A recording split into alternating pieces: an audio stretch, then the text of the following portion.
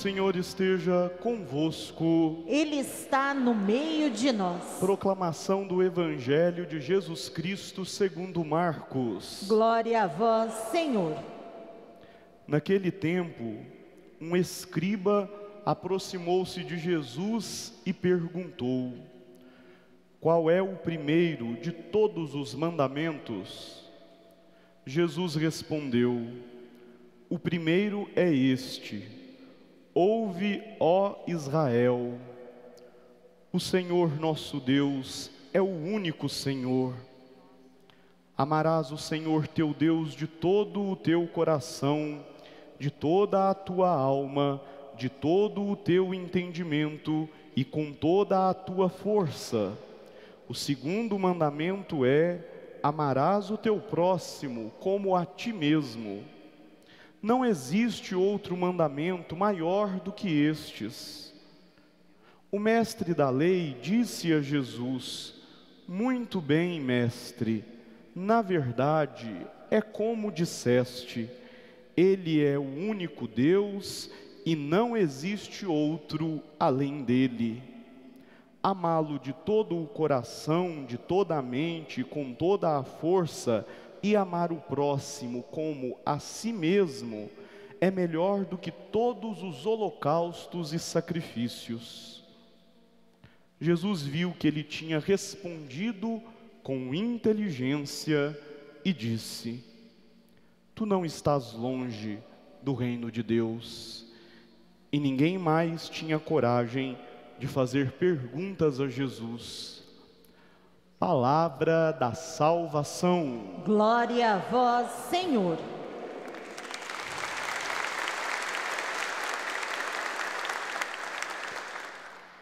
Que as palavras do Santo Evangelho perdoem os nossos pecados. Amém. Amado povo de Deus, sexta-feira, terceira semana do tempo da Quaresma, e este tempo de conversão já escorre pelo nosso calendário a passos largos.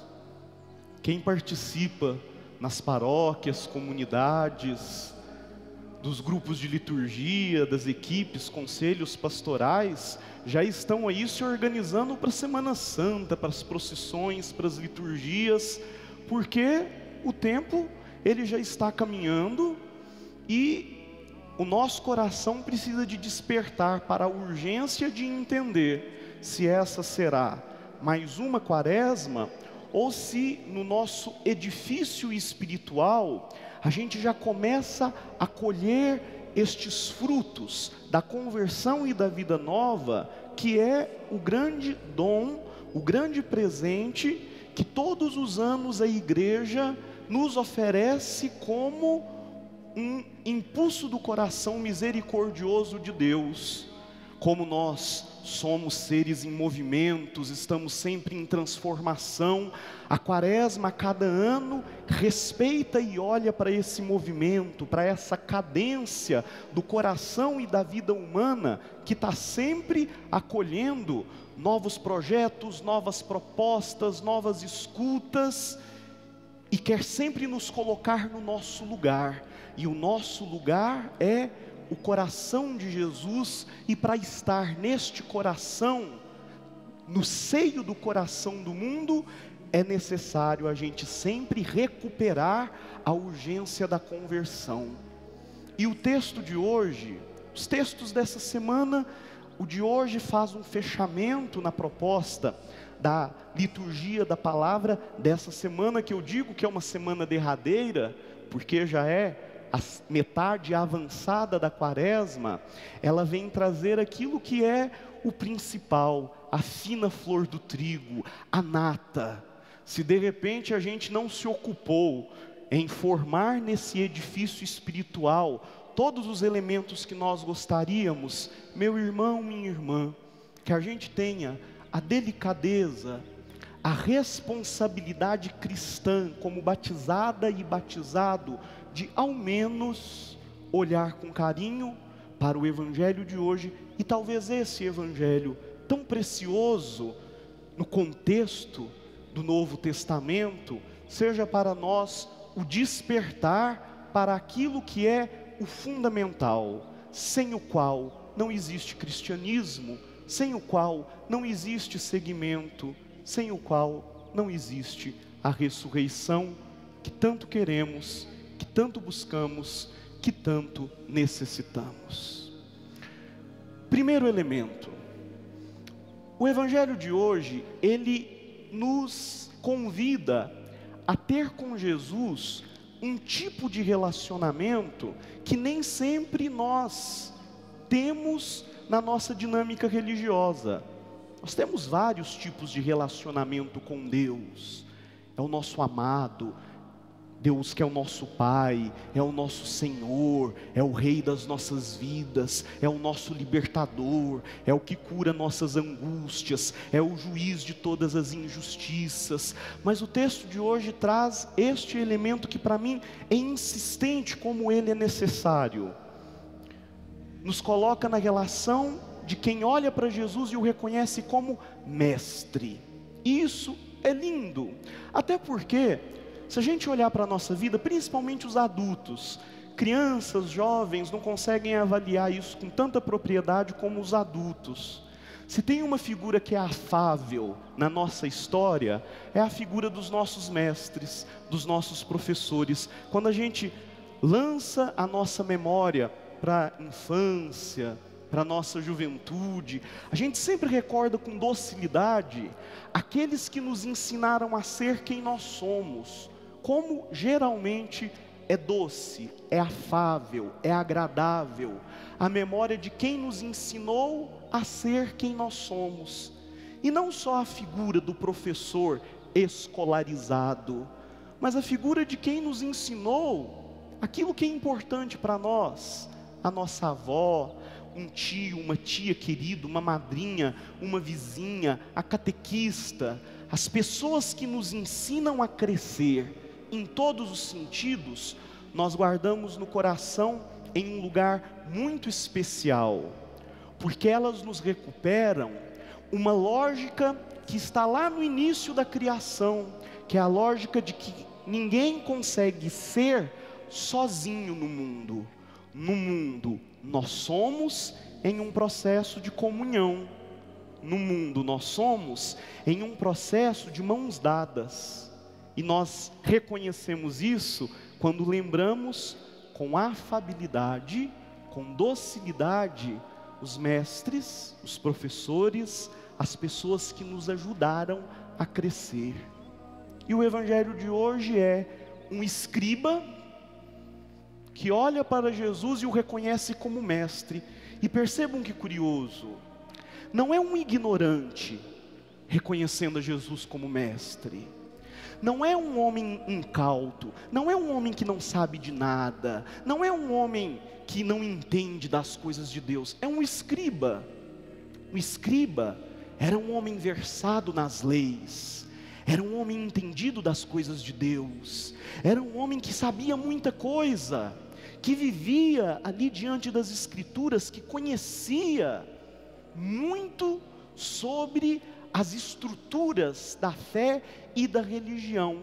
E mesmo assim, mesmo tendo um conhecimento racional de muita coisa, ele olha para Jesus, que nem era, lembrem quem era Jesus, aquele pobre maltrapilho messiânico, rodeado de outros miseráveis, que se dizia filho de Deus, mas que falava com autoridade, fazia o bem, que transbordava amor nos seus gestos, e que conseguiu agregar ao seu redor homens e mulheres de boa vontade, porque reconheciam no seu anúncio a presença de Deus, muito menos na letra fria da lei, e muito mais no pulsar do coração, o pulsar de um coração que transbordava misericórdia, acolhimento, e as pessoas foram rodeando ele, não os escribas, não os fariseus, não os poderosos, não os armados, mas aqueles que são como nós, simples, pobres, mãos calejadas, rosto suado, pé no chão, com as suas dores e as suas lutas, olhavam para Jesus e reconheciam: mestre, mestre. E aqui esse parêntese é importante, porque é isso que muitas pessoas viam em Jesus quando se aproximavam dele. Este homem tem muito a nos ensinar, e tinha tanto a ensinar, que um escriba, e eu insisto nisso, era um escriba, olhou para Jesus, que não tinha graduação, mestrado, doutorado, não era um homem do alto escalão da sinagoga, não era um homem do alto escalão de poder, era um líder messiânico, considerado por muitos como um maltrapilho, mas o escriba sentiu que ele tinha muito a ensinar. Mestre, e faz a pergunta que é fundamental. O resumo da pergunta é: mestre, o que é o mais importante? O que é o essencial? Qual é o maior dos mandamentos? O que é que eu não posso deixar escapar da minha vida? E isso para a gente é importante, porque vamos reconhecer, a gente não dá conta de tudo. Olha que a gente olha para a miséria que a gente não dá conta de tudo. Às vezes a gente pega aqueles manuais antigos, né? Antigamente tinha uns manuais antigos de confissão, ou então os livros antigos de teologia moral, que nos ensinavam aquilo que devemos fazer, o que não devemos fazer, tudo colocado em quadros assim, muito delimitados, que nos asfixiam, porque a hora que a gente olha para a nossa limitação e para o nosso coração que é pequeno, e a gente precisa de fazer uma opção, e aí a gente se coloca no escriba, olha para Jesus e pede: Senhor, me ensina o principal, porque eu sei que se for para fazer tudo eu não vou dar conta, porque eu sou tão pequeno, Senhor, porque eu sou tão pecador, porque eu ando tão enlameado, porque eu ando chorando tanto, porque o meu coração anda tão angustiado, porque eu ando tão decepcionado, porque eu ando enojado de abrir o jornal, porque eu ando decepcionado quando entro na minha casa. Senhor, está difícil, então me ensina a viver o principal, porque talvez se eu viver o principal, eu vou me alimentar aos poucos. É como se você entra num campo de concentração, e pega uma pessoa esquálida, que não come, não bebe, numa situação miserável, de fome, de nudez, de frio, mas ainda viva. Você não pode pegar aquela pessoa e colocá-la numa mesa de banquete, porque se ela se alimentar com banquete, ela morre. Ela precisa de começar a tomar água a conta-gotas, alimentação com soro, na cadência daquilo que o seu corpo consegue. Vai dar uma feijoada para uma pessoa que não come há muito tempo, que se encontra numa situação miserável da sua fisiologia, não consegue. E às vezes a nossa condição espiritual, ela está tão raquítica, que a gente tem um arrombo, a gente pensa que é um arrombo do espírito, que a gente sai bradando: Senhor, glórias e louvores, e a gente quer viver todas as experiências de conversão e não dá conta. É como a pessoa que saiu esquálida do campo de concentração e foi colocada na mesa do banquete. O que ela precisava era de água a conta-gotas. E às vezes o que a gente precisa é de, nesse momento, viver o essencial. A partir do essencial, a gente cresce. E é isso que o escriba pediu. E olha que curioso, o escriba sabia, não era o essencial, o escriba sabia de tudo, ou de quase tudo, na leitura dele. E aí o Senhor diz para ele o essencial. Primeiro elemento que o Senhor responde amorosamente a ele e a nós. Ouve, o texto diz isso. E para nós isso é fundamental. Jesus respondeu. O primeiro é este. E antes de falar qual é o primeiro, o Senhor colocou uma condição para que essa primeira lição, esse primeiro mandamento, essa primeira situação pudesse chegar no coração, que é uma oração que o próprio Cristo cantava junto com toda a comunidade judaica daquela época, que é: ouve Israel, Shema Israel, ouve, ouve, ouve. E eu vou repetir isso: ouvir. Foi o que nós cantamos no Salmo. A primeira condição, que a gente quer viver a quaresma, se converter, ser diferente, é a gente fazer um exercício que não é fácil, mas é prioritário, que é o de silenciar o nosso coração para os ruídos do mundo e ouvir. Ouve Israel, ouvir ao Senhor. Porque se a gente não ouvir ao Senhor, como diriam os portugueses, Inês é morta, não tem para onde ir, o caminho não é dado. E é tão simples e tão difícil ao mesmo tempo. O primeiro caminho é ouvir. E as formas de ouvir a Deus, a igreja nos ensina. É a palavra, é o silêncio, é a meditação. Não vamos reinventar a roda. Eu penso que é ruim quando a gente tenta reinventar a roda dentro da pedagogia da igreja. Nós temos caminhos preciosos para ouvir. Ouvimos o Senhor na palavra, ouvimos o Senhor na meditação, ouvimos o Senhor no contexto da caridade, ouvimos o Senhor acolhendo o pobre, mas ouvir. E enquanto a gente falar mais e ouvir menos, as nossas experiências com Deus serão mais a expressão do nosso orgulho do que um ato de fé de quem confia e quer se converter. E o que o Senhor quer que a gente escute, ouça, como sinal do que é principal? Amar. Amar a Deus sobre todas as coisas e ao próximo como a ti mesmo. Mas aí eu quero voltar lá para o início. Como que eu pedi que nós olhássemos para Jesus na liturgia de hoje como nosso professor? Nenhum professor chega numa sala de aula, coloca uma fórmula matemática no quadro e diz: resolva. Ele coloca uma fórmula e ensina a resolver. Então quando Jesus diz a nós: ama a Deus e ao próximo, Ele quer nos ensinar a amar.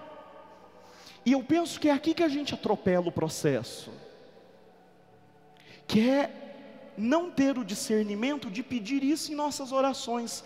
Quantas vezes você pediu a Deus: Senhor, me ensina a amar, me ensina a amar? Eu não sei, eu quero aprender a amar.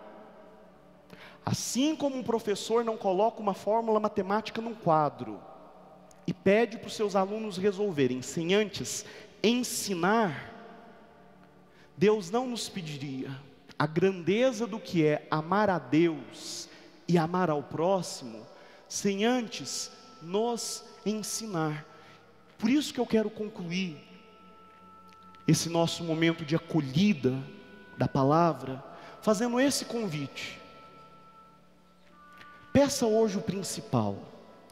Não pede a cura, não pede a libertação, não pede a resolução dos seus problemas, não pede.